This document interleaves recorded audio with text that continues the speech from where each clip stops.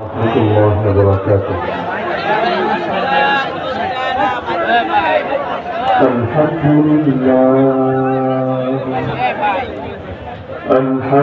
لله وحده وكفى، وسلام على عباده الذين اصطفى. أما بعد فأعوذ بالله من الشيطان الرجيم. بسم الله الرحمن الرحيم. فالذين آمنوا به وعزروه ونصروه واتبعوا النور الذي أنزل معه أولئك هم المفلحون. وقال تعالى: هو الذي أرسل رسوله بالهدى ودين الحق ليظهره على الدين كله وكفى بالله شهيدا. وقال النبي صلى الله تعالى عليه وسلم: عصابتان من أمتي أحرزهما الله من النار، عصابة تغزو الهند، وعصابة تكون مع عيسى بن مريم. وقال أصحاب محمد رضي الله عنهم: نحن الذين بايعوا محمدا على الجهاد ما بقينا أبدا. أرجو الله صدق الله العلي العظيم، وبلغنا رسوله النبي الكريم। আজকের ঐতিহাসিক সিরাতুন নবী সাল্লাল্লাহু আলাইহি ওয়াসাল্লাম মহাসম্মেলনের সম্মানিত সভাপতি, প্রধান অতিথি ও অন্যান্য অতিথিবৃন্দ, উপস্থিত আমার শ্রোতা ওয়াজিবুল ইহতিরাম হযরত উলামায়ে কেরাম, এলাকার গণ্যমান্য মুরব্বিগণ, বিভিন্ন শিক্ষা প্রতিষ্ঠানে অধ্যয়নরত প্রিয় তালিবানে আইন, স্থানীয় এবং দূর দূরান্ত থেকে আগত জিন্দাবাদী কোরআন প্রেমী প্রতাহিক জনতা এবং পর্দার আরো মা বোনেরা, দুনিয়ার মধ্যে দু ধরনের আদর্শ আছে। এক ধরনের আদর্শ হলো নববী আদর্শ, আর এক ধরনের আদর্শ হলো জাহিলি আদর্শ। নববী আদর্শের বিপরীত যা, তাই হলো জাহিলি আদর্শ। আল্লাহ রাসূল সাল্লাল্লাহু আলাইহি ওয়াসাল্লাম দুনিয়াতে এসেছিলেনই, রব্বুল আলামিন তাকে পাঠিয়েছিলেনই জাহিলিয়াতকে মুর্দা করার জন্য এবং ইসলামকে জিন্দা করার জন্য। হুয়াল্লাযী আরসালা রাসূলাহু বিল হুদা ওয়া দীনিল হক। কোরআন বলে দিচ্ছে তিনি সেই আল্লাহ যিনি তার রাসূলকে পাঠিয়েছেন হিদায়াত দিয়ে এবং দ্বীন হক দিয়ে, লিইয়ুযহিরাহু আলা দ্বীন কুল্লি, যাতে করে সেই রাসূল ইসলামকে, দ্বীনকে, দ্বীন হককে, খোদার শরীয়তকে বিজয়ী করেন বাকি সকল দ্বীনের উপরে। সেই দ্বীন কোন ধর্মের নামে হোক, সেই দ্বীন কোন মতবাদের নামে হোক, সেই দ্বীন জাহেলিয়াতের রূপে হোক, সেই দ্বীন যেমনই হোক না কেন, সকল জাহেলিয়াত হবে মুর্দা, আল্লাহ জমিনে আল্লাহ দ্বীন হবে জিন্দা। এজন্য আল্লাহ থেকে প্রেরণ করেছেন এই লক্ষ্য। আল্লাহ রাসূল সেই মক্কার জীবনে পর্যন্ত, মদিনায় না শুধু, মক্কার জীবনে পর্যন্ত এতটাই স্পষ্ট রেখেছিলেন, যখন আবু জাহাল এবং তার অন্যান্য সাঙ্গপাঙ্গরা আল্লাহ রাসূলের চাচা আবু তালেবকে এসে বুঝিয়েছিল, তোমার ভাতিজাকে থামতে বলো, বিনিময়ে সে যা চায় তাই আমরা দেব।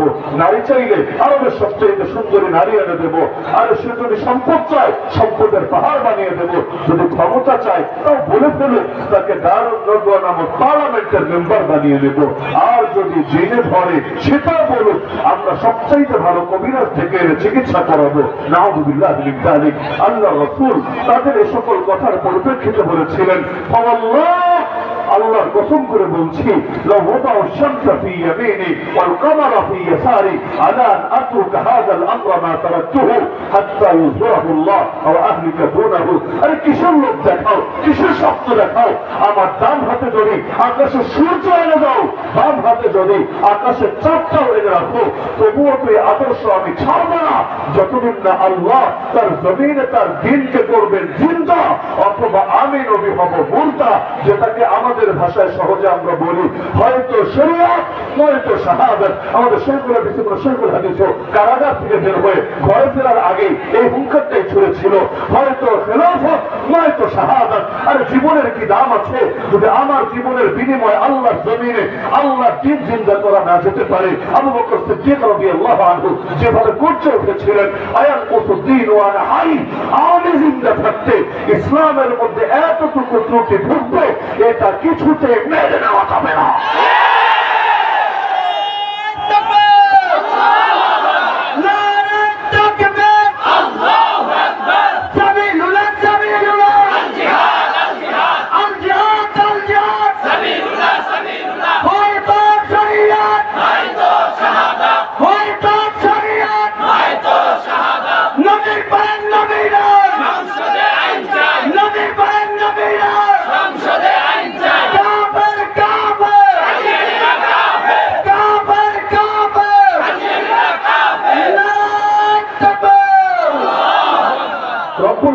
কুরআন মাজিদ আল্লাহ রাসূলকে উল্লেখ করেছেন সিরাজাম মুনিরা বলে, ইয়া আইয়ুহান নবী ইন্না আরসালনাকা শাহিদান ওয়া মুবাশশিরান ওয়া নাযীরা ওয়া দাঈয়ান ইলাল্লাহি বিইذনিহি ওয়া সিরাজাম মুনিরা।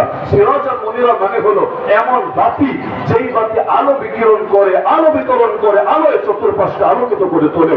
ইমাম ফখরুদ্দিন রাজি রাহমাতুল্লাহ আলাইহি তাফসীরে কাবীরের মধ্যে লিখেছেন রব্বুল আলামিন তাকে তো চাইলে সূর্যও বলতে পারতেন, সূর্যের আলো বাতি আর পবিত্রের আলোর চাইতে বহুগুণ বেশি, কিন্তু রব তাকে সূর্য না বলে, চন্দ্র না বলে, তাকে বাতি বলে কেন উল্লেখ করলেন? তার এমন বাতি যে শুধু আলো ধারণকারী না বরং আলো বিতরণকারী। তিনি এর কারণ বলেছেন সূর্যের আলো অনেক বেশি, সন্দেহ নাই, কিন্তু সূর্যের আলো থেকে আমরা পৃথিবীর মধ্যে বাতি জ্বালাতে পারি না, আর ওই জামানায় এটা কল্পনাও করা যেত না।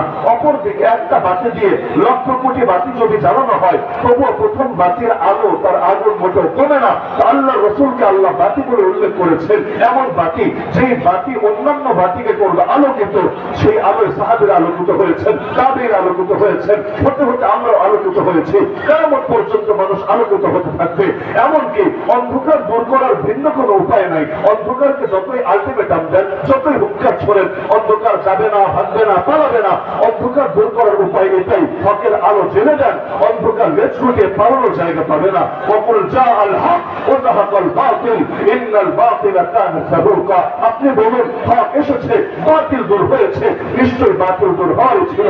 আজকে বাংলাদেশে যখন আপনি জুলুম দেখেন, আপনি বৈষম্য দেখেন, নির্যাতন দেখেন, নিপীড়ন দেখেন, দুর্নীতি দেখেন, খুনোখুনি দেখেন, রক্তারক্তি দেখেন, আফসোস করেন কিভাবে অন্ধকার দূর হবে, কিভাবে সমাজটা আবার আলোয় আলোকিত হবে। আর জবাবে আয়াতের মধ্যে আছে, যতই অন্ধকার দূর করতে চান, যতই বৈষম্যের বিরুদ্ধে আন্দোলন করে তোলেন, যতই নির্যাতন নিপীড়নের বিরুদ্ধে হুঙ্কার ছোড়েন, কোনোদিনও দূর হবে না যতদিন পর্যন্ত আল্লাহ দ্বীনের আলো এই সমাজের মধ্যে আলোকিত না করেন। আরে আলো জ্বালিয়ে দেন, অন্ধকার এমনি বিদায় নেবে। আলো জ্বালাবেন না, অন্ধকারকে ইনভাইট করতে হবে না, আপনি আপনি এসে শিকড় কাটবে। সুতরাং বাংলাদেশকে যদি আলোয় আলোকিত করতে চান, পৃথিবীর প্রতিটা ইঞ্চি ইঞ্চি মাটিকে যদি আলোয় আলোকিত করতে চান, উপায় একটাই, রাস্তা একটাই, আল্লাহ নবীর শরীয়তকে, আল্লাহ নবীর আনিত দ্বীনকে, আল্লাহ নবীর খেলাফত তার প্রতিনিধিত্বকে সমাজের মধ্যে বাস্তবায়ন করেন।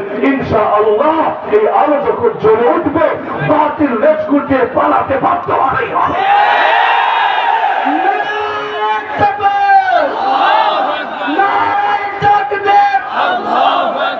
ইসলামের শত্রুরা হুঁশিয়ার সাবধান, ইসলামের শত্রুরা হুঁশিয়ার সাবধান, ওমাইকামের শত্রুরা হুঁশিয়ার সাবধান। শাপলার হাতিয়ার, শাপলার হাতিয়ার, বদরের হাতিয়ার, নারায়ে তাকবীর। ইসলামের প্রথম কাফেলা যখন হিজরত করে গিয়েছিল হাবাসায়, নাজাশির দেশ তথা ইথিওপিয়ায়, যাওয়ার পরে পেছনে পেছনে মক্কার কুরাইশও তাদের একদল নেতাকে প্রতিনিধিকে পাঠিয়ে দিল, যাও এদেরকে ফিরিয়ে আনো দেশে। তারা গিয়ে নাজাশিকে বলতে শুরু করলো, বাদশাহ এরা জঙ্গি, এরা উগ্রবাদী, এরা মৌলবাদী, এরা টেরোরিস্ট, আমাদের দেশ তো বরবাদ করেছেই, এখন আপনাদের দেশে আশ্রয় দিলে এটাও বরবাদ করবে, এদেরকে ফিরিয়ে দেন, আমাদের হাতে আইনের শাসন নিশ্চিত করব, আমরা জঙ্গিবাদের বিরুদ্ধে দুর্বার আন্দোলন করে তুলবো, ওয়ার ওয়ান টেরর পরিচালনা করব।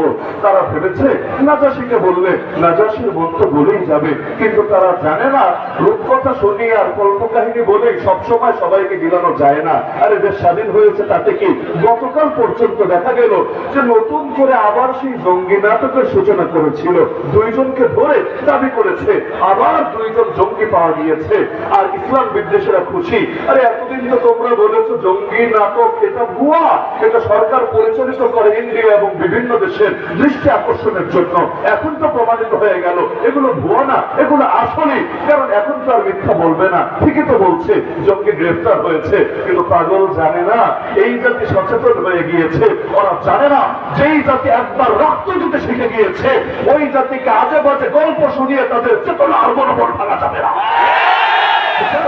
গোটা জাতি যখন গর্জে উঠেছে, আরে কিসের জঙ্গি নাটক দেখাচ্ছ, আমাদেরকে প্রমাণ দিতে হবে। আর স্বাধীন বাংলায় এই আমেরিকা সেখানে বলি ওর টেরর জঙ্গিবাদের ইচ্ছা চলবে না। আজকে দিনটা শুরু হতে না হতে বললো থুকু সরি আমাদের ভুল হয়েছে, আসলে শব্দ তো হবে নাশকতাকারী, মিস্টেক বশত জঙ্গি শব্দ কোন কোন পত্রিকায় লেখা হয়ে গিয়েছে। তার মানে জাতি যদি জেগে ওঠে তখন তাদেরকে বিভিন্ন আজে বাজে গল্প শুনিয়ে ঘুম পাড়িয়ে রাখা যায়। নাজাশিকে বললো ফিরিয়ে দেন না আমাদের কাছে। এখন নাজাশি বললেন তোমাদের একপাক্ষিক কথা শুনে আমি বিচার করতে পারি না, ওদেরকে ডাকি। ডাকা হলো, সেখানে জাফর তাইয়ার রাদিয়াল্লাহু তাআলা আনহু তার সামনে গিয়ে ছোট্ট একটা ভাষণ দিলেন। এই জাফর সেই জাফর আল্লাহ রাসূল সাল্লাল্লাহু আলাইহি ওয়াসাল্লাম এক জিহাদে যাকে নেতা বানিয়েছিলেন, সেনাপতি বানিয়েছিলেন, সেই জিহাদের মধ্যে ডান হাত দিয়ে ঝান্ডা ধরে রেখেছিলেন। এক কাফের এসে তরবারি দিয়ে আঘাত করে ডান হাতটা কেটে ফেলেছিল। আরে হাত গেছে তাতে কি, কালেমার ঝান্ডা জমিনে পড়বে এটা কি মুসলমান মেনে নিতে পারে? বাম হাত দিয়ে ধরে নিয়েছে ঝান্ডা, এবার জালেম এসে বাম হাতে আঘাত করেছে, বাম হাতটাও কেটে গিয়েছে, তাতে কি বাহু দিয়ে আগলে রেখেছে। আর অবশেষে যখন চূড়ান্ত আঘাত হয়েছে আল্লাহর বান্দা জান কোরবান করেছে, কিন্তু শেষ মুহূর্ত পর্যন্ত চেষ্টা চালিয়েছে নিজের যত কষ্ট হোক যে কোনো মূল্যে কালেমার পতাকা, ইসলামের পতাকা, আল্লাহ নবীর দেওয়া ঝান্ডা সমুন্নত রাখতেই রাখবে। এই সংবাদ দুনিয়ার কেউ দেওয়া লাগলো না, জিবরিল আমিন এসে আল্লাহ রাসূল সাল্লাল্লাহু আলাইহি ওয়াসাল্লামকে দিয়ে দিলেন। আল্লাহ রাসূল মদিনার সাহাবীদেরকে মদিনার মসজিদে একত্রিত করে সংবাদ শোনালেন, তার চোখ থেকে পানি ঝরছিল। নবী বললেন আরে আমার জাফর আল্লাহর জন্য দুইটা হাত কোরবান করেছে, বিনিময়ে আমার আল্লাহ জাফরকে জান্নাতের মধ্যে দুইটা ডানা দিয়েছে। আমি দেখেছি আমার জাফর সেই ডানা মেরে জান্নাত চলে বেড়াচ্ছে। এজন্য নামের অংশই হয়ে গিয়েছে তাইয়ার। তাইয়ার মানে যিনি উড়ে বেড়ান। তো জাফর তাইয়ার রাদিয়াল্লাহু আনহু বাদশার সামনে গিয়ে বললেন আইয়ুহাল মালিক, হে বাদশা, কুননা কওমান আহলা জাহিলিয়া, আমরা ছিলাম সেই জাতি যারা ছিলাম জাহিলিয়াতের ধ্বজাধারী, জাহিলিয়াতে লিপ্ত। নাবুদুল আসনাম, আমরা মূর্তির পূজা করতাম। আরব জাতি বহু রকম মূর্তির পূজা করত, কখনো পাথরের মূর্তি, কখনো মাটির মূর্তি, এমনকি ইতিহাস বলে কখনো খেজুরের তৈরি মূর্তি। মূর্তি বানাতো খেজুর দিয়ে, ক্ষুধা লাগলে আবার সেটাকে খেয়ে ফেলতে আচ্ছা রকম করে, আবার প্রয়োজন পড়লে বানিয়ে নিত খেজুর দিয়ে। আমাদের দেশে যেমন আইন যখন মনে চায় নিজেরা বানিয়ে নেয়, এই আইন দিয়ে হুজুর জমানো যাবে, এই আইন দিয়ে ইসলামপন্থীদেরকে বরবাদ করা যাবে।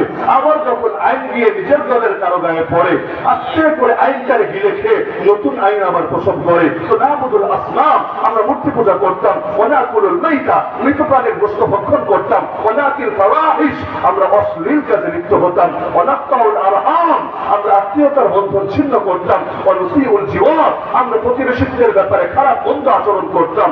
শুধু তাই না, ওয়ায়াকুলুল কাউইয়্যু মিন্না আদ-দাঈফ, আমাদের মধ্যে যারা শক্তিশালী তারা দুর্বলদেরকে খেয়ে ফেলতো। পুরো বাঙালি জাতির মতো অবস্থা আর কি, মাছে ভাতে বাঙালি, বড় মাছ খেয়ে নেয় ছোট মাছকে।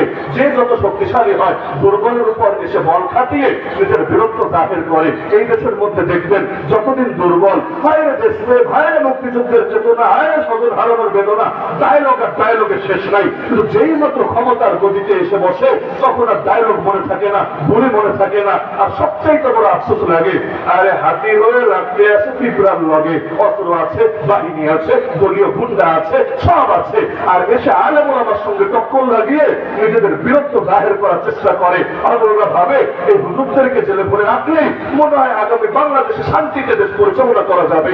কিন্তু আমার দিল সাক্ষ্য দেয়, আমার কাছে দলিল নাই, আমার দিল সাক্ষ্য দেয় যে 2001-এ যে হলুদ কার্ড খেয়েছে আর 2024-এ এসে যে লাল কার্ড খেয়ে পালাতে বাধ্য হয়েছে, আমার দিল সাক্ষ্য দেয় উন্নতের সামনে বেয়াদবি করার কারণে ফল হয়েছে। 2000 আর 1999-তে শেখুল হাদিস সাহেব, মুফতি আমির সাহেব রহমতুল্লাহ আলাইহি ওনাদের সাথে যে বেয়াদবি করেছে, এর কারণে রব প্রথমে হলুদ কার্ড দেখিয়ে বুঝিয়েছে এখনো সময় আছে, মাথা ঠান্ডা কর, এখনো সময় আছে, ভণ্ডামি আর বেয়াদবি ছাড়। কিন্তু হলুদ কার্ডে কাজ হয় নাই, আবার বেয়াদবি শুরু করেছে। 21 সালে এসে 1400 জনের বেশি একসঙ্গে নিয়ে জেলে ভরেছে, ভেবেছে ওদের সাথে কে আছে, কে ওদেরকে রক্ষা করবে। আল্লাহর কসম, যে 1 বছর কাশিমপুরে ছিলাম, আরে গভীর রাতে যখন এই মুরব্বী আলেমদেরকে বলতে শুনতাম, কখনো 3টা, কখনো 3:30, কখনো 4টা, হঠাৎ করে চিৎকার শুনতাম, তাহাজ্জুদ শেষে মোনাজাতে বসে বলছে আল্লাহ। আরে এমন একটা গভীর আওয়াজ বের হতো, দিল সাক্ষ্য দিত এই বদুয়া যার গায়ে লেগেছে, আরে ওর পতন হবেই হবে।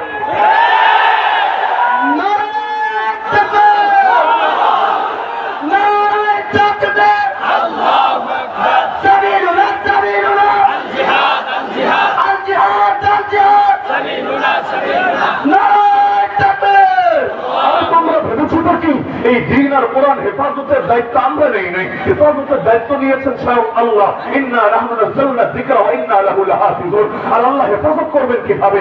মাধ্যম তো বহুত আছে, কিন্তু আল্লাহ সর্বপ্রধান মাধ্যম বানিয়েছেন বান্দার সিনাকে। তার মানে আল্লাহ কোরআন হেফাজত করবেন কোরআন ওয়ালাদেরকে হেফাজত করার মাধ্যমে। সুতরাং যারাই আসবে কোরআন ওয়ালাদেরকে নিশ্চিহ্ন করার জন্য, আর তাদের নাম ফেরাউন হোক, হামান হোক, নমরুদ হোক, কারুন হোক, আবু জাহল হোক, আবু লাহাব হোক, আর এই সমস্ত ফ্যাসিস্ট বাইরেগুলি হোক, নাম যাই হোক না কেন, ওদের নাম নিশানা হিসাবে হারিয়ে আল্লাহু আকবার, আল্লাহু আকবার। হুশিয়ার সাবধান, জাফর রাদিয়াল্লাহু আনহু বলেন, ফাকুন্না আলা যালিক, আমরা এভাবে জাহেলিয়াতের উপর ছিলাম, হাত্তা বাআতাল্লাহু রাসূলান মিন্না, এমন অবস্থায় আল্লাহ আমাদের ভেতর থেকে একজনকে রাসূল বানিয়ে পাঠালেন। ফাদাআনা ইলাল্লাহি আযজা ওয়া জাল, তিনি আমাদেরকে মহামহিম আল্লাহর দিকে দাওয়াত দিলেন যে ওয়াহিদাহু ওয়া না'বুদা, যেন তার একত্ববাদের ঘোষণা দিই, যেন একমাত্র তারই ইবাদত করি। ওয়া নাখলা মা কুননা না'বুদু নাহনু ওয়া আবাউনা মিন দুনিল্লাহি মিনাল হিজারাতি ওয়াল আওথান, সে আল্লাহকে বাদ দিয়ে যত পাথর অথবা যত প্রতিমার পূজা করতাম এই সব কিছু যেন পরিহার করি। ও আমারানা, তিনি আদেশ করেছেন বিসিদকিল হাদিস, যেন সত্য বলি, ও আদাইল আমানা, আমানত আদায় করি, ওসিলাতুর রাহিম, আত্মীয়তার বন্ধন রক্ষা করি, ও হুসনুল জিওয়ার, প্রতিবেশীদের সঙ্গে উত্তম আচরণ করি, ওয়াল কাফি আনিল মাহারিম ওয়াদ দিমা, হারাম থেকে বিরত থাকি, রক্তপাত থেকে বিরত থাকি। ও নাহানা, তিনি আমাদেরকে নিষেধ করেছেন আনিল ফাওয়াহিশ, যেন অশ্লীলতা ছেড়ে দেই, ও শাহাদাতি জুর, মিথ্যা সাক্ষ্য দেওয়া বাদ দিয়ে দেই, ও আকলি মালিল ইয়াতীম, এতিমের সম্পদ আত্মসাৎ আর না করি, ও কাতফিল মুহসানা, সতীসাথী নারীদেরকে জিনার অপবাদ আর না দেই। ও আমারানা, তিনি আরো আদেশ করেছেন আন না'বুদাল্লাহ, এক আল্লাহর ইবাদত করব, লা নুশরিকু বিহি শাইআ, তার সঙ্গে যেন কোনো কিছুকে শিরিক শরীক না করি। ওয়া ইকামাস সালাহ, সালাত কায়েম করি। ওয়া ইতাআজ যাকাত, যাকাত আদায় করি। ক্বালাত ফাআদ্দাদা আলাইহি উমুরুল ইসলাম, এভাবে একটা একটা করে ইসলামের বিধানগুলো তুলে ধরলেন। সব শুনে নাজাশী বললেন, নেতাজিরা তোমরা তোমাদের পথ দেখো, আমি মুসলমানদেরকে কিছুতেই তোমাদের হাতে তুলে দেব না। তাহলে আল্লাহ রাসূল এসেছিলেন সিরাজা মুনিরা হয়ে, এমন আলো যে আলোয় গোটা পৃথিবী আলোকিত হয়ে উঠবে। সুতরাং এই অন্ধকার জামানা নব্য জাহেলিয়াতের মধ্যেও পৃথিবীর বুকে আলো জ্বালাতে চাইলে আল্লাহ রাসূলের সিরাত বাদ দিয়ে, আল্লাহ রাসূলের নববী আদর্শ বাদ দিয়ে ভিন্ন কোন তরিকায় সফলতা অতীতেও আসে নাই, আজও আসবে না, কোনোদিন আসা সম্ভব না। সুতরাং আল্লাহ রাসূলের প্রতিটা শিক্ষাই আমাদের কাছে আমানত, আমাদের দাম যেতে পারে, কিন্তু রক্ত দিয়ে হলেও আল্লাহর নবীর কোন আমানতকে কিছুতেই নষ্ট হতে দেব না। আল্লাহ নবী যে ইসলাম আমাদের কাছে দিয়েছেন, সেই ইসলামে নামাজও আছে, রোজাও আছে, হজও আছে, যাকাতও আছে, ইলমও আছে, আত্মশুদ্ধিও আছে, দাওয়াতও আছে, সবই আছে। পাশাপাশি জিহাদও আছে, খেলাফতও আছে, কাফের মুশরিকদের দাঁত ভাঙা জবাব দেওয়ার শিক্ষাও আছে। সুতরাং এই পুরো কোরআন তো আমানত, নবীর পুরো আদর্শই তো আমানত। এখন নামাজের কথা বললে ভালো বলবা, রোজার কথা বললে ভালো বলবা, ইলমের দাওয়াত দিলে ভালো বলবা, আর আত্মশুদ্ধির কথা বললে ভালো বলবা, আর জিহাদের কথা বললে জঙ্গি বলবা, খেলাফতের কথা বললে উগ্রবাদী বলবা। আল্লাহর কথা, তোদের চোখে যদি জিহাদ উগ্রবাদ হয়, তোদের চোখে যদি খেলাফত সাম্প্রদায়িকতা হয়, তোদের চোখে যদি আল্লাহ নবীর আদর্শ টেররিজম হয়, আল্লাহর কথন, আল্লাহর কথন, আল্লাহর কথন, তোদের সব গালি মাথা পেতে নিতে রাজি আছি। যেই গালি মনে চায় সেই গালিতে, কিন্তু আমরা কোনো কিছুর বিনিময়ে নবীর কোন আদর্শ ছাড়তে আছি না।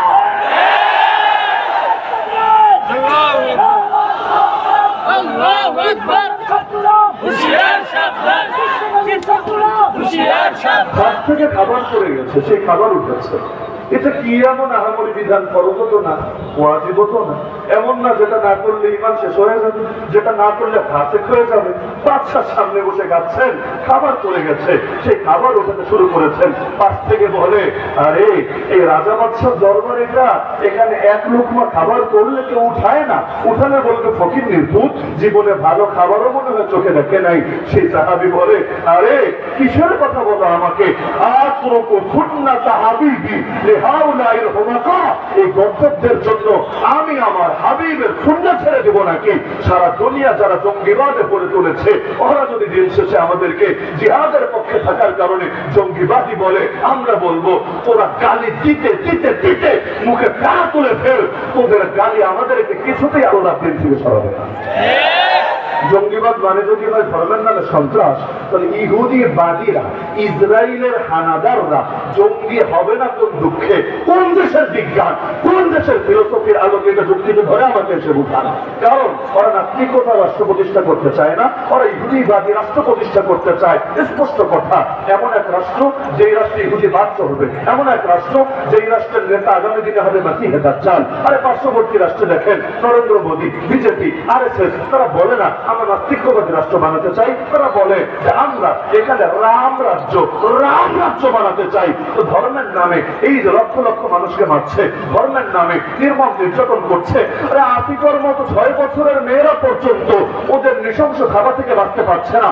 মন্দিরের ভেতর ঢুকিয়ে দিনের পর দিন গণ ধর্ষণ করে করে খাবারও না দিয়ে এক পর্যায়ে পাথর দিয়ে মাথা ফেলে ফেলে জানে মেরে ফেলছে। বলতে পারেন বিচ্ছিন্ন ঘটনা 2-4 জন করেছে, তাতে কি? আরে বিচ্ছিন্ন ঘটনা মানতাম, কিন্তু যখন পত্র পত্রিকায় দেখি ওই বছর যতগুলো পর্ন সাইট আছে, পর্ন সাইট ওই ব্লু ফিল্মের জগতে সবচাইতে বেশি সার্চ হয়েছে, এটা দেখার জন্য যে কিভাবে কোন পন্থায় কোন তরিকায় আসিফাকে রেপ করা হয়েছে, এটা দেখতে চাই। ইন্ডিয়ার মধ্যে ওই বছর সকলে মিলে আসিফার এই নির্মম শাহাদাতের ট্র্যাজেডি দেখে যখন চোখ জোড়ানোর স্বপ্ন দেখে, এটা সবগুলো সার্চের মধ্যে সবার শীর্ষে থাকে, তখন আর বুঝতে বাকি থাকে না ওরা ইসলামের বিরুদ্ধে যুদ্ধের ঘোষণা দিয়ে দিয়েছে। অযোধ্যা বিশাল এক জায়গা, রামের নাকি জন্মভূমি, ভালো কথা। অযোধ্যায় এত জায়গা থাকতে বাবরি মসজিদ ভেঙেই মন্দির বানানো লাগলো, আর কি কোনো জায়গা খুঁজে পাওয়া গেল না? আল্লাহর ঘর মসজিদ, যেটা মসজিদ সেটা কিয়ামত পর্যন্ত মসজিদ, কোনো বাপের বেটার ক্ষমতা নাই মসজিদকে ভিন্ন কিছুতে পরিণত করবে। আল্লাহ রাসূলের জামানায় কাবাতুল্লাহ বাইতুল্লাহর মধ্যেও তো 360টা মূর্তি ঢোকানো হয়েছে, কিন্তু 360 মূর্তি ঢুকেছে বলে তা মসজিদ থেকে মন্দির হয়ে যায় নাই, গির্জা হয়ে যায় নাই, প্যাগোডা হয়ে যায় নাই। যা মসজিদ তা মসজিদই থাকবে। যার জন্য আল্লাহ নবী মক্কা বিজয়ের পর একটা মূর্তিও বাকি রাখেন নাই, মূর্তিও বিদায় করেছেন, ভাস্কর্যগুলো বিদায় করেছেন, সেখানে দেয়ালে দেয়ালে যে চিত্র আঁকা ছিল সেগুলোকে প্রলেপ দিয়ে মুছে দিয়েছেন। তার মানে কি? যে মসজিদ মসজিদই থাকবে, হাজার মূর্তি ঢুকানো মন্দির হবে না। তো যা বাবরি মসজিদ ছিল কিয়ামত পর্যন্ত মসজিদই থাকবে। আরে বিল্ডিং একটা না 10টাও যদি ভাঙো, মূর্তি একটা না 1,00,000টাও যদি ঢুকাও, তবুও কোনোদিন মুসলমান এটাকে মসজিদ ছাড়া ভিন্ন কোনো কিছু কল্পনা করবে না। আজকে দুর্বল তাই মুসলমান কিছু করতে পারছে না, সর্বোচ্চ প্রতিবাদ করছে, কিন্তু এ কথা বলতে কোনো ভয় নাই, কোনো দ্বিধা নাই, কোনো সংকোচ নাই, কোনো লজ্জা নাই, কোনো বাতিলের মুখের দিকে তাকিয়ে কোনো কার্পণ্য নাই। ইনশাআল্লাহ যেদিন মুসলমান ক্ষমতা পাবে, যেদিন মুসলমান শক্তিশালী হবে, তারা আবারও বাবরি মসজিদকে আবার করবে। বলে এই যে আল্লাহর ঘর ভেঙে মন্দির বানালো, ধর্মের নামে ধর্মের চেতনা লাগিয়ে তো করলো, ওদেরকে জঙ্গিবাদী কেন বলা হবে না আমাকে বলেন? এমনকি আমি আজকে লক্ষ জনতার সামনে বার্তা দিতে চাই, আগামী বাংলাদেশেও জঙ্গি শব্দের যাচ্ছে তাই ব্যবহারের সুযোগ নাই। যদি জঙ্গি শব্দ ব্যবহার করতেই চাও, সব সাংঘাতিককে বলছি, সাংবাদিকরা টানছে কেন এখানে? কারণ গ্রেফতার করতে দেরি, ওদের পত্রিকায় গালি মারতে দেরি না। কে জঙ্গি কে সন্ত্রাসী এটা বিচার করার দায়িত্ব যদি সাংবাদিকের হয়, আদালতের কাছে আমাকে বোঝায়। এই আলেম একজন গ্রেফতার করে বুকের মধ্যে একটা লাগিয়ে দিবে জঙ্গি, সামনে কয়েকটা কিতাব রাখবে, কি কিতাব? এর মধ্যে ফাজাইলে আমলও দেখবেন, এর মধ্যে আল্লাহ রাসূলের জীবনীও দেখবেন, এর মধ্যে এশওয়ার বিষয়ও দেখবেন, রেখে লিখবে জিহাদি বই, জঙ্গি বই। বাহ! আর এই যে পুলিশ তুমি ধরে ট্রায়াল করলা, বিচার করার দায়িত্ব তো ভাই তুমি পুলিশের না। যদি পুলিশে বিচার করে, আদালতের দায়িত্ব কি? গ্রেফতার করার পর 24 ঘন্টার ভেতর ম্যাজিস্ট্রেটের সামনে হাজিরের প্রয়োজন কি? তোমার কাজ শুধু অভিযোগ দায়ের করা। অভিযোগ ভিন্ন জিনিস আর ট্যাগ লাগিয়ে দেওয়া ভিন্ন জিনিস। এই এক জঙ্গি ট্যাগের কারণে কত আলেমের কত ক্ষতি হয়েছে, এক জঙ্গি ট্যাগের কারণে কত ছাত্রের শিক্ষা জীবনটাই বরবাদ হয়ে গেছে, এক জঙ্গি ট্যাগের কারণে এই বাংলার বুকে হাজার হাজার সাধারণ যুবক জনতার গোটা জীবনটাই তছনছ হয়ে গিয়েছে। মানে এখন ধরবা আর ধরে জঙ্গি লাগিয়ে দিবা। আর এটা যদি আদালত অবমাননা না হয়, আদালত অবমাননা কাকে বলে? আমরা তো ধরেই কাউকে চোর বলতে পারি না, ডাকাত বলতে পারি না, সর্বোচ্চ অভিযুক্ত বলতে পারি, অপরাধী বলতে পারি না। কি অপরাধী আর কি অপরাধী না বিচার করার দায়িত্ব হলো আদালতের, বিচার করার দায়িত্ব হলো বিচারকের। অন্য কেউ যদি বিচারক সাজে, সে আদালত অবমাননার ও দায়ে দায়ী হবে। এই যে আলেম ওলামারে জেল খাটানো হলো, এখন আদালত অনেককে বেকসুর খালাস দিয়ে দিচ্ছে।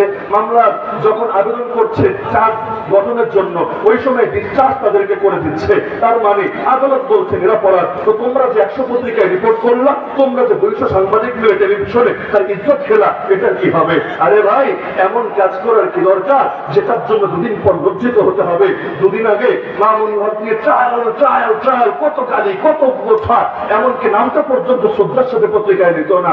আজকে যখন মাইক একটা হাতে নিয়ে, ক্যামেরাগুলো পিছনে নিয়ে ঘন্টার পর ঘন্টা একটা বাক্য শোনার জন্য দাঁড়িয়ে থাকো, তখন লজ্জা লাগে না? তখন বিবেক লাগে না?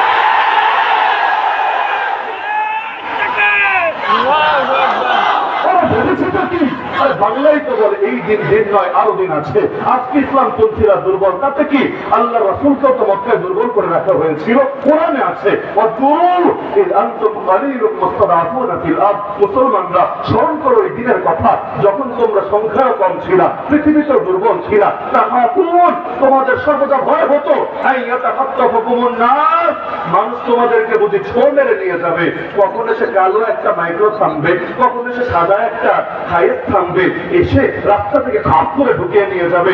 নিয়ে 5 দিন খবর নাই, 10 দিন খবর নাই, 6 মাস খবর নাই, তারপর বাসায় একটা ঢুকিয়ে বলবে জঙ্গি পাওয়া গিয়েছে। বাহ বাহ, কি আজীব একটা ভাষা। মানে এই বাংলার জমিনে আগামীতে যদি জঙ্গি শব্দ ব্যবহার করার এস্ক জাগে, আহেস জাগে, আমি লক্ষ জনতার সামনে ঘোষণা দিচ্ছি, তোমাদেরকে এই লাইনেও সততার পরিচয় দিতে হবে। সততা মানে কি? যদি বলো ধর্মের নামে, আদর্শের নামে সন্ত্রাস করলে সেটাকে জঙ্গিবাদ বলে, তো নাস্তিক যে কয়টা আছে, নাস্তিক্যবাদের নামে যারা সন্ত্রাস করে, যারা গালিগালাজ করে, যারা আমার প্রিয় নবীকে নিয়ে কটূক্তি করে, আর এমনকি যারা ভিন্ন ধর্মের লোক, ধর্মের নাম আমি টানতে যাচ্ছি না, ওরা যত রাহাজানি করে, ওরা যত অগ্নি সন্ত্রাস করে, ওরা যত খুনোখুনি করে, এগুলোকেও জঙ্গিবাদ বলে জানাতে হবে। ওদেরকে গ্রেফতার করেও জঙ্গি নামে আখ্যায়িত করতে হবে।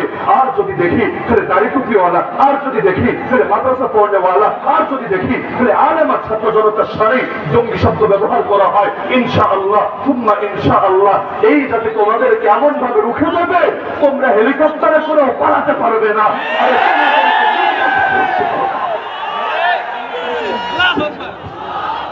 আল্লাহ রাসূল সাল্লাল্লাহু আলাইহি ওয়াসাল্লাম আমাদেরকে আদর্শ দিয়ে দিয়েছেন। আমাদের কাজ জাস্ট নবীর আদর্শ হুবহু অনুসরণ করা, যুক্তির পেছনে, অন্ধত্বের পেছনে না ছোটা। যুক্তির পেছনে তো ইবলিস ছুটেছিল। আল্লাহ বললেন সেজদা দে, ইবলিস বলল সেজদা দিব না। কেন দিবি না? আনা খায়রুম মিন, আমি হলাম উত্তম, নবী হলো অধম। বাহ, সাহসটা কত বড়! আমি হলাম উত্তম, নবী হলো অধম। কেন? খালাকতানি মিন নার ওয়া খালাকতাহু মিন তিন, আমাকে সৃষ্টি করেছো আগুন থেকে, তাকে সৃষ্টি করেছো মাটি থেকে।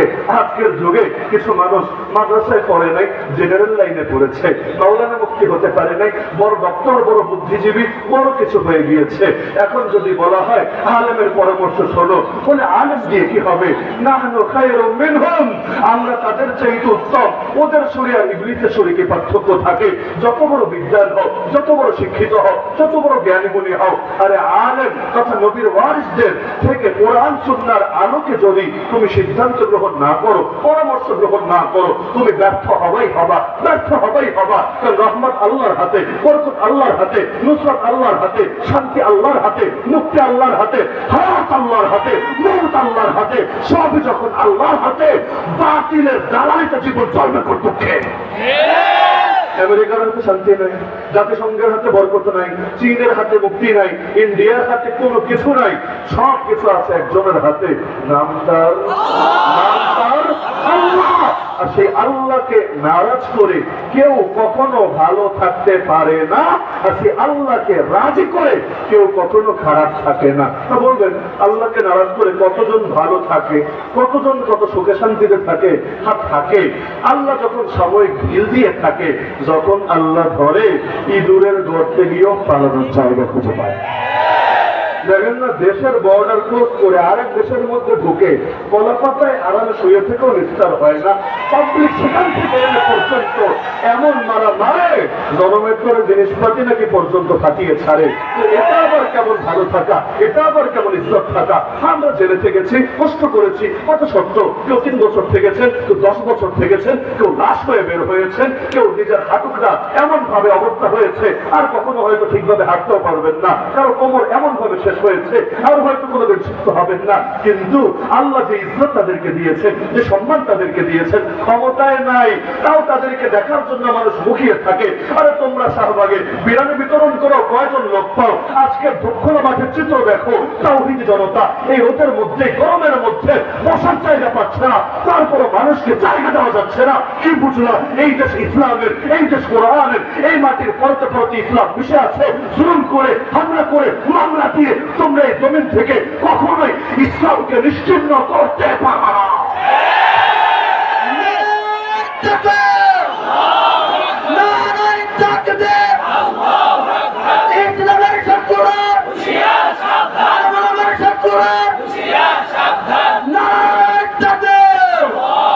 সুতরাং আমরা নির্ভয়ে বলতে পারি আগামীর বাংলাদেশ ইসলামের বাংলাদেশ, আগামীর বাংলাদেশ কোরআনের বাংলাদেশ। ইসলামের হেফাজতের দায়িত্ব নিয়েছেন আল্লাহ। এত জুলুমের পরও যখন ইসলামের কিছু করা যায় নাই, আগামী দিনে ইনশাআল্লাহ কিছুই করা যাবে না। আমাদের প্রয়োজন সদা সর্বদা হকের পক্ষে থাকা, ইসলামের পক্ষে থাকা, দ্বীন শরীয়ত এবং কোরআনের পক্ষে থাকা। আর সময়ে সময়ে রূপ পাল্টে না ফেলা, এমন না হওয়া। সুখের দিনে তো আছি, দুঃখের দিনে নাই। হক আর বাতিলের মধ্যে নিরপেক্ষতা চলে না, হয়তো হকের পক্ষে, না হলে বাতিলের পক্ষে। মাঝামাঝি হতে যায়ও না, ঘোরাও না, গাধাও না, এটা আবার কোন হালুয়া। তো মাঝামাঝি হতে যেও না। কিছু লোক এখন নতুন করে এসে, এটা বলে আমি আলোচনার ইতি টানছি, হাজরাতে চলে এসেছেন, কিছু লোক এখন নতুন করে এসে ধর্ম নিরপেক্ষতার স্লোগান উচ্চকিত করতে শুরু করেছে। এত রক্ত দিয়েছি, এই রক্তের লাশ ধরে রাখতে চাইলে ধর্ম নিরপেক্ষ বাংলাদেশ গড়ে তুলতে হবে। আল্লাহ কসম, এই ক্ষেত্রে নিরপেক্ষ শব্দ ভণ্ডামি ছাড়া কিছু না। নিরপেক্ষ আবার কি রে ভাই? হয়তো রহমানের পক্ষে, না হলে শয়তানের পক্ষে, হয়তো হকের পক্ষে, না হলে বাতিলের পক্ষে, হয়তো আলোর পক্ষে, না হলে অন্ধকারের পক্ষে। যারা বলে আমরা নিরপেক্ষ, তারা মূলত মুনাফিকদের মতো, যারা যারা ভেতরে ভেতরে শয়তানের পক্ষই লালন করে, তবে বলার সাহস রাখবে না। সুতরাং নিরপেক্ষতার কোনো সুযোগ নাই। সুদিন এসেছে বলে সুর পাল্টানোর কোনো অবকাশ নাই। আগে এক কাকলো বলেছিল রাষ্ট্রধর্ম ইসলামকে বিদায় করবে, এখন নতুন করে আর এক কবি বলতে শুরু করেছে। না, আমি বলি ফরহাদ মজহার, রাষ্ট্রধর্ম ইসলাম দিয়ে কি হবে? রাষ্ট্র কি নামাজ পড়ে? রাষ্ট্র কি কোরআন পড়ে? আর অদ্ভুত ব্যাপার, রাষ্ট্র ভাষা দিয়ে কি হবে? তাহলে রাষ্ট্রের কি মুখ আছে? রাষ্ট্রের কি জিহ্বা আছে? রাষ্ট্র কি কথা বলতে পারে? রাষ্ট্র ভাষার কাজ হলো অফিস আদালতে কাজে লাগে। বলবো রাষ্ট্রধর্মের কাজ কি তাহলে বোঝো না? রাষ্ট্রধর্মের কাজ পার্লামেন্টে, বিচারালয়ে, আইন কানুনের ক্ষেত্রে, বিচার, আচার, অর্থনীতি, সম্পদ, সংস্কৃতি, রাজনীতি, ব্যক্তি জীবন, পরিবার, সমাজ, রাষ্ট্র সব ক্ষেত্রে কাজে লাগে। তো রাষ্ট্রধর্ম ভাষার, রাষ্ট্রভাষার গুরুত্ব যদি বোঝো, রাষ্ট্র ধর্মের গুরুত্ব যদি না বোঝো, আমাদের আর বুঝতে বাকি থাকে না। তোমরা নতুন দেশে পুরনো শরীরে এনে হাজির করেছো, আর নতুন কাপড় পরিয়ে পুরনো বউরে এনে হাজির করেছো। তোমরা শরবতের পেয়ালার মধ্যে মদ ফেলে দিয়েছো। সুতরাং অতীতে যেমন এই জাতি অন্যায় সয়ে নেয় নাই, আগামীতেও নেবে না। আমরা হকের পক্ষে আছি, হকের জন্য লড়াই করছি। ইনশাআল্লাহ আমাদের মৃত্যু হবে হকের জন্য। রবের কাছে দোয়া করবো এটা, রব হকের পক্ষে থাকতে গিয়ে, হকের পক্ষে চলতে গিয়ে শাহাদাত যেন নসিব হয় এই কপালে। এই তৌফিক তুমি আমাদেরকে দিও। গালি দিয়ে লাভ নাই, নতুন হামলা মামলা করেও লাভ নাই। হয়তো হয়তো শরিয়াত, নয়তো শাহাদাত, হয়তো শরিয়াত, নয়তো শাহাদাত। এর আগে আমরা